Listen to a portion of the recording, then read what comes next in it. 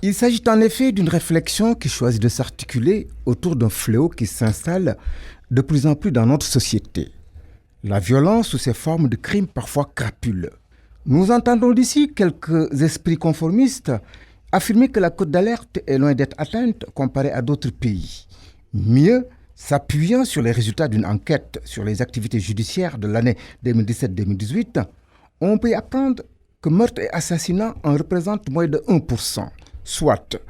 Mais nous ne devons pas oublier pour autant que nous sommes une société traversée par des valeurs de solidarité, de tolérance, avec des convictions religieuses comme socle essentiel. Dans une telle communauté, toute atteinte à une vie humaine ne peut qu'être de trop.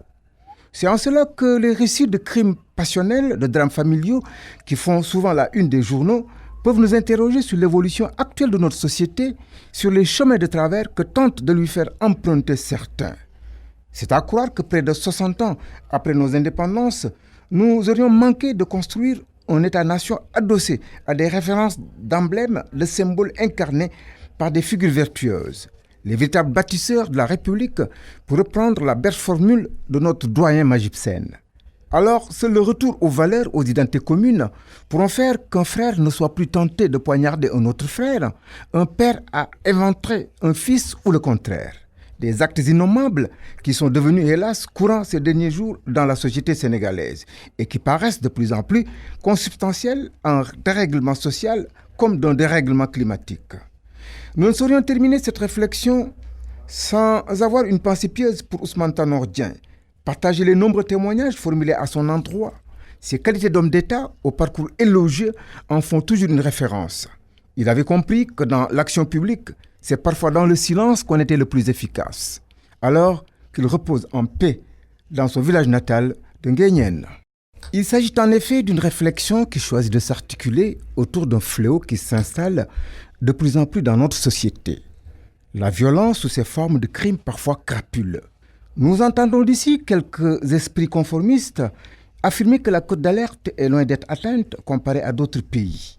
Mieux, s'appuyant sur les résultats d'une enquête sur les activités judiciaires de l'année 2017-2018, on peut apprendre que meurtre et assassinat en représentent moins de 1%. Soit. Mais nous ne devons pas oublier pour autant que nous sommes une société traversée par des valeurs de solidarité, de tolérance, avec des convictions religieuses comme socle essentiel. Dans une telle communauté, toute atteinte à une vie humaine ne peut qu'être de trop. C'est en cela que les récits de crimes passionnels, de drames familiaux, qui font souvent la une des journaux, peuvent nous interroger sur l'évolution actuelle de notre société, sur les chemins de travers que tentent de lui faire emprunter certains. C'est à croire que près de 60 ans après nos indépendances, nous aurions manqué de construire un État-nation adossé à des références d'emblèmes, de symboles incarnés par des figures vertueuses. Les véritables bâtisseurs de la République, pour reprendre la belle formule de notre doyen Majib Sen. Alors, c'est le retour aux valeurs, aux identités communes, pour en faire qu'un frère ne soit plus tenté de poignarder un autre frère, un père à éventrer un fils ou le contraire.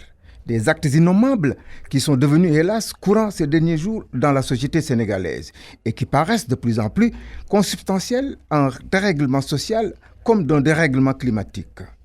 Nous ne saurions terminer cette réflexion sans avoir une pensée pieuse pour Ousmane Tanor Dieng. Partager les nombreux témoignages formulés à son endroit. Ses qualités d'homme d'État, au parcours élogieux, en font toujours une référence. Il avait compris que dans l'action publique, c'est parfois dans le silence qu'on était le plus efficace. Alors qu'il repose en paix dans son village natal de Nguyen.